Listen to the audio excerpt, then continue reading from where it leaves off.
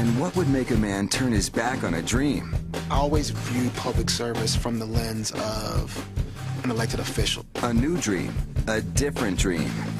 Andy Staples visits the Mountaineers of West Virginia and coach Daron Roberts. Maybe the best legal mind in the game.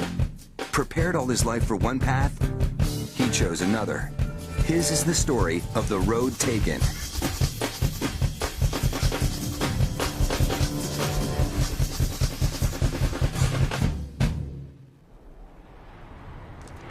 September 12th, 2006. Dear Coach Edwards, I'm a third-year student at Harvard Law School, and I want to become a football coach. I understand that you receive countless letters of interest each year, but I promise you that I will work harder than anyone else you are considering for this position. From an educational standpoint, Daron is one of the most overqualified football coaches in America. When he graduated from Harvard Law School, the world was essentially his oyster. He could have done anything. Under control, get there, good. How in the world does a guy scrap all that at the last minute and say, I want to be a football coach? Now, you grew up in East Texas. I mean, this is the home of Earl Campbell and, Tyler Rose, and there's nothing more important than football there. Well, God, but football's a very close second.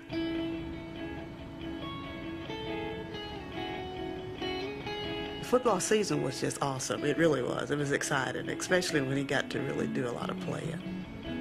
I was 5'9½", 160 pounds on a wet day, but loved the game.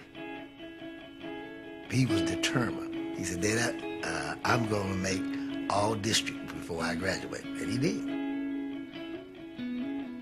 To this day, I believe that my greatest achievement has been being named the first team all-district. But, if you had asked me the day after I graduated from high school what I would become, I would tell you the governor of the state of Texas. Everybody in our little small town of Mount Pleasant really thought he'd probably be someone we'd vote for one day. When Daron was 9, he got a book about Thurgood Marshall and decided he wanted to be a Supreme Court justice. As he got a little older, he decided to be a little more practical.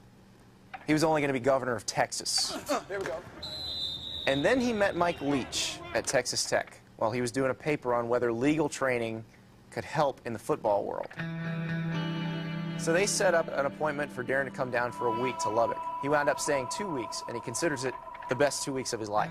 All I knew is that there was a fella going to law school at Harvard that wanted to interview me about football. Most of the time was spent just sitting down talking with Leach about everything, everything and nothing. The questions got more specific, and whether it's body language, vibe, or whatever. And I'm thinking, if this guy's thinking about going into coaching. Before that spring, I always viewed public service from the lens of an elected official. But spending 2 weeks with Coach Leach and seeing him interact with players, it really forced me to kind of rethink how I viewed myself fitting into the goal of being a public servant.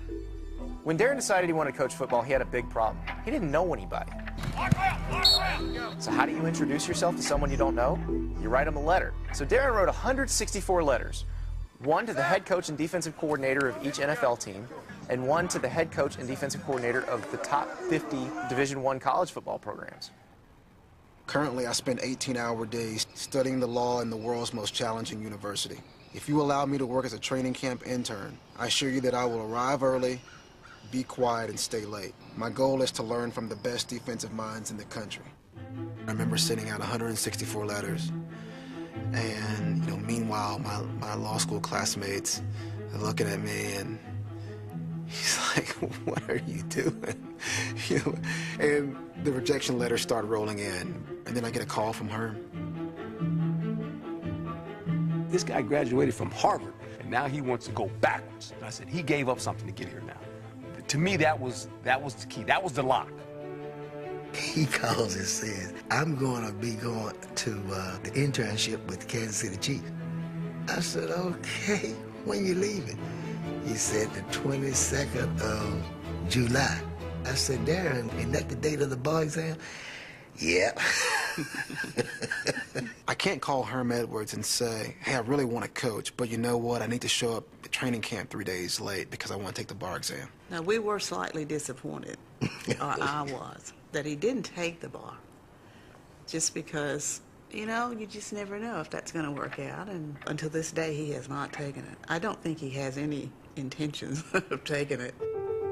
Herm Edwards was offering a 3-week internship that ended after the first preseason game with no guarantee of anything else. And for that, Daron Roberts turned down a $250,000 a year job. I felt very blessed that my first opportunity was going to be in the NFL. But I also knew that, you know, the end goal for me was to stick after training camp. I wanted him to stay, but I felt bad because we didn't even have a stipend for the poor guy. I mean, in training camp it was easy because you could eat free with the team. We put you in the dorm. Now all of a sudden you're coming back to Kansas City.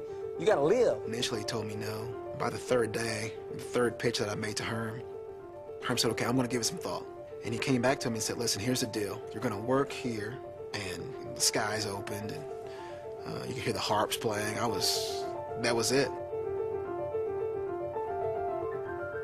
We'll open it up too wide. You feel me? Let's go, two. Let's go.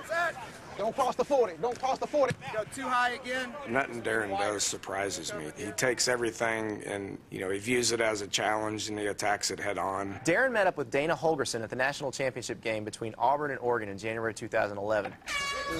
Because Holgorsen didn't really need a guy to fit a certain role, he could take a chance on a guy who had a skill set that might be valuable. Daron's got everything that you want to be a head coach. I mean, he's got the knowledge, he's able to lead people. Hit. Square. Keep your shoulders square. Stay tight down the line. Boom. After the first year in Morgantown, Holgorsen moved Daron back to defense and made him a position coach. He gave him the cornerbacks group. I'm opening up at 45 degrees, and I'm shuffling this way. Now I got to get to him. Y'all see how different that is? Football coaching stretches my mind in so many ways, and I think about the different hats that I wear in a day. Let's say I shuffle out. I see 2 go over 5 vertical.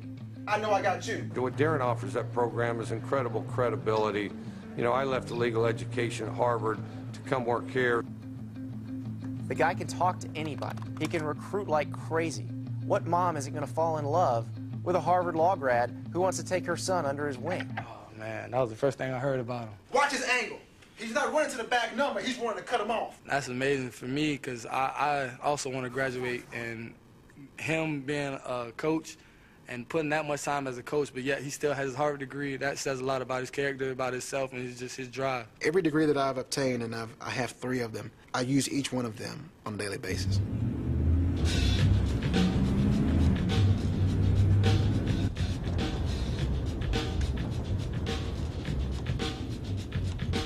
In the 5 years that I've been coaching, and I'm going into my 6th season, I've never woken up from an alarm clock, and I always set my alarm.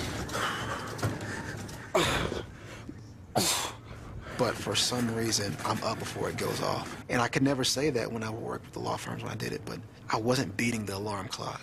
You know, I was hitting the snooze button.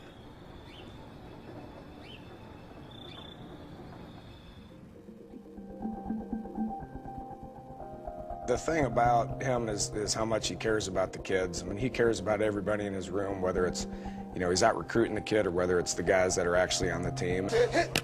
Now get out. Get over the top. Under control, under control. Most of the guys who play football in college don't go to the NFL. Daron's going to be preparing guys to go out and get jobs. I love higher education. I love steering young men in the direction of getting a degree and changing their family's situation. You can never know it all. So as things pop up, make sure you write it down. Young guys, you gotta be rolling. So your effort can make up for your mistakes. That's all I need, man. All we need right now at the end of the day is effort at the end of the day. Playing with Coach Roberts is like playing for a bigger brother, but also a father figure. Good, just like that. Right, see what Roger did? Just like that. Good work, good work, good work, good work, good work. He wants you to do the best that you can, like no matter what. Even if it's throwing your trash away, it's you never get that chance back. We're gonna teach and talk, and then we're gonna hit rapid pace. All right? I'm ready to work, man. Now break it out. Mine is mine. Yours is mine. He agreed on 3. 1, 2, 3. He agreed. You know, some of my classmates were Supreme Court clerks, and at this point now in their career, they're hitting the partnership track, and there's never been a moment that I think, man, I wish I had that life. Good, good, good, good, good. Come on, Pat.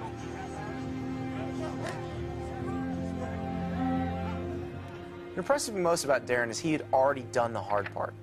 He graduated from Harvard Law, but his passion drew him somewhere else. And to get where he wanted to go, he had to start at rock bottom. Daron found something he was passionate about. He found a job he loved. If we all went after jobs that fulfilled us so much, I think the world would be a happier place.